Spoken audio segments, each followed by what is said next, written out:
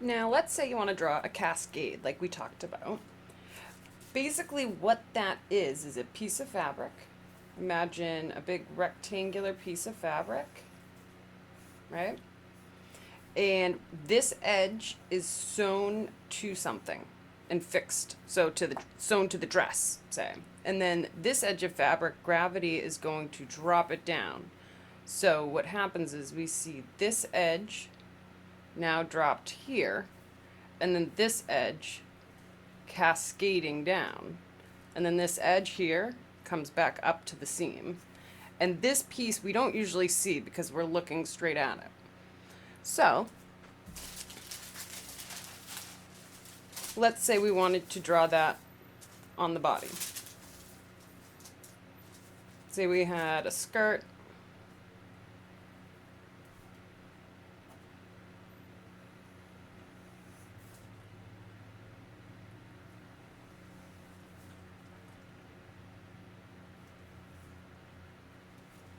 Like so. And let's say it is a princess skirt.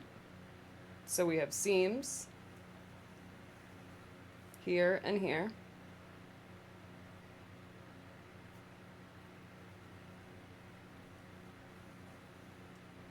Now let's say that we have this cascading effect here sewn into this seam. So this here will get sewn into this seam here.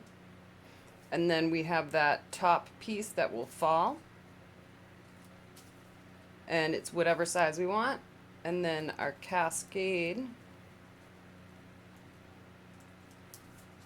that falls like that. And I don't really like where that ended. But what we're going to do is flip it over and trace off stuff, because we don't see that seam line really at all, actually. So what we want to do is retrace.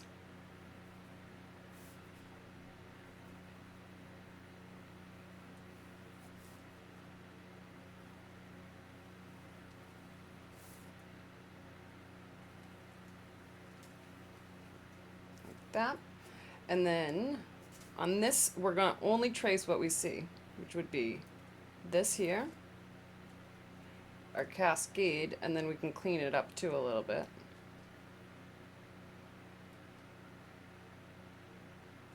One there.